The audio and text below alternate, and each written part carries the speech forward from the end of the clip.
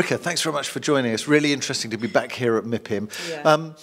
For those who don't know, just tell us a little bit more about the new role and the new company. August 21, I took up a new role as Group CEO of DEAS Group, which is a pan-Nordic group having assets under management of 32 billion euro in the Nordics.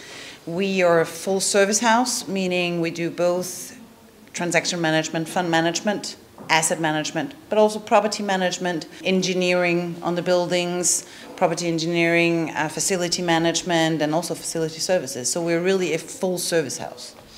And in terms of, I suppose, your kind of views on some of the key trends, whether that's for sectors or digitalization, or what are you seeing, I suppose, as some of the key things that you're looking at?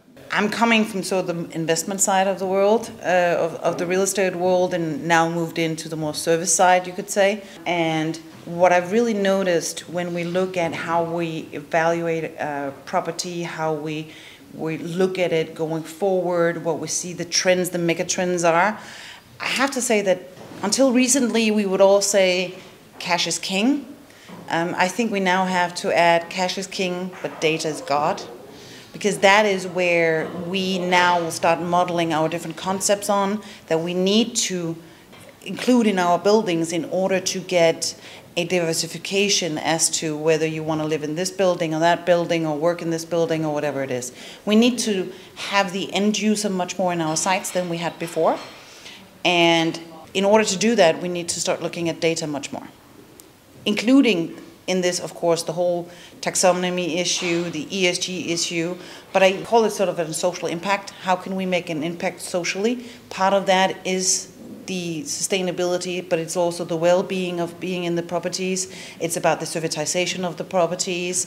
So I would sort of say we have to start looking at properties as not four walls with some tenants in, but four walls with tenants that we need to create a product for so they will stay in these buildings or desire to live or work in these buildings. And in terms of the data side of things, you know, in terms of data being a new god, does that mean that that's something that people will be looking at, that kind of full service element, because that's where a lot of that data is being collected in the property management side?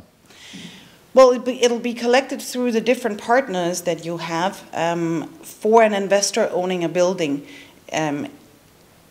knowing the investors, most of them don't want 10 different reports. They want one collected report. We can then help them collect all that data with the partners that they've chosen, and then give them that one report that is not just the data, but also enriched data on their property, thereby enabling them, together with their partners and us, to decide, are there additional services we need to do? Are there other things we need to do? What's working here?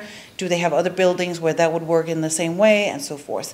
So using the data to focus on the end user of that property and their well-being of, you know, being within that property.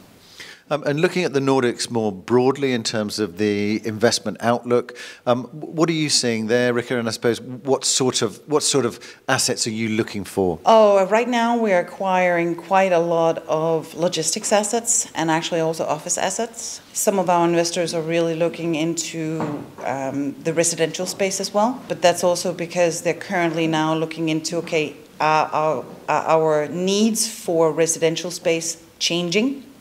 Because we do need an extra room for our home office. So from our sides, it's mostly the standard asset classes at the moment: logistics, office, and residential. Great, really interesting to catch up. Thanks very much for joining us, Rikke. You're welcome.